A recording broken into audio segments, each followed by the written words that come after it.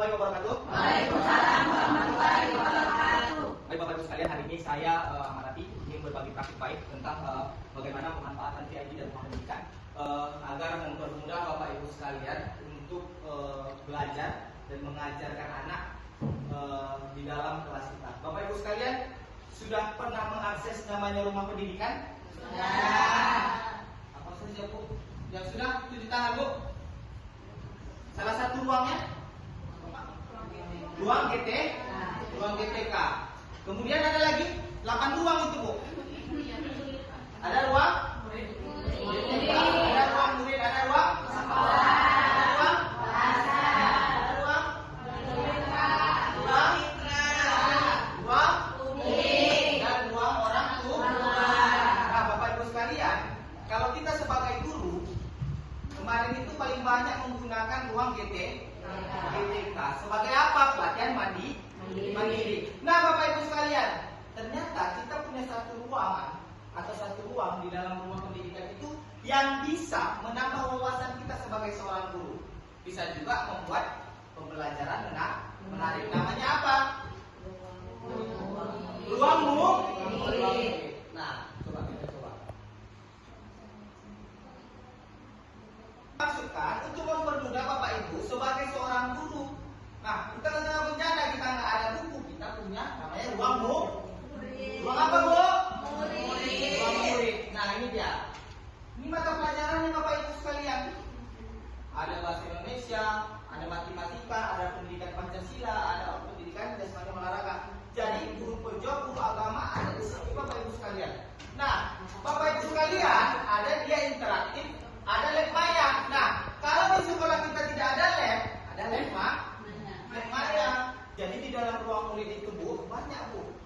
Lab mayanya ada, game edukasinya ada. Kemudian apa? Teori-teorinya mempermudah nggak? Mempermudah. Jadi Bapak Ibu sekalian bisa melakukan ini. Kalau misalnya nggak ada buku Pak, nggak ada alasan kita untuk tidak belajar. Ada di sini Bu. Benar kan Bu? Aja anak-anak itu bermain di dalam ruang muridnya. Nah, ini banyak ini game edukasi.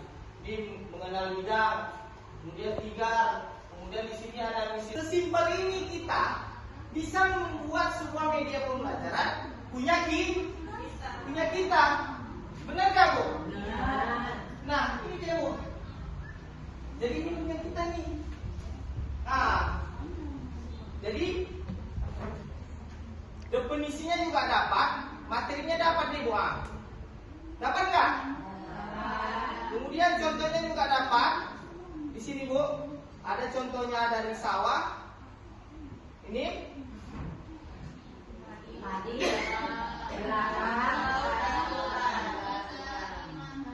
keren nggak? Keren. Kemudian bisa dari laut. Dia udah kasih contoh Bu di situ. Nah, contoh laut. Nih.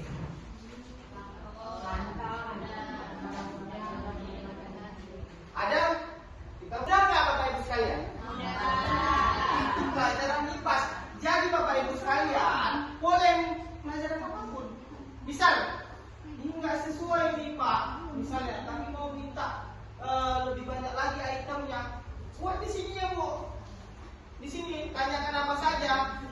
Kita bisa bilang sama Kanpa kamu tidak sesuai.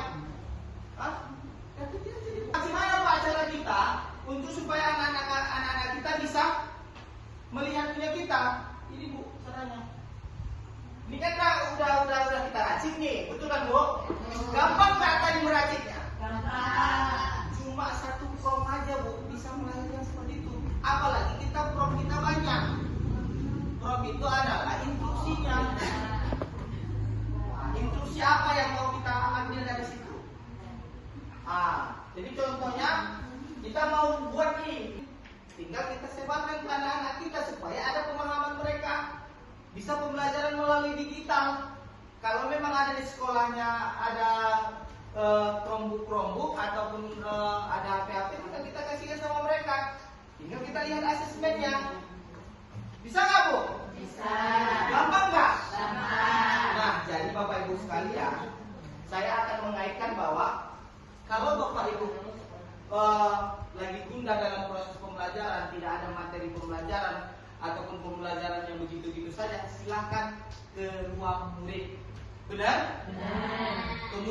ketika Bapak Ibu sekalian pengen berinovasi dalam proses pembelajaran, silakan menggunakan Canva.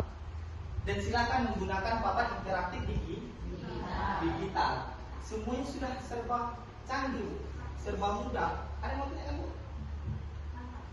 Mantap kan, keren kan? Jadi Bapak Ibu sekalian, silakan. Jadi Bapak guru apa, Pak?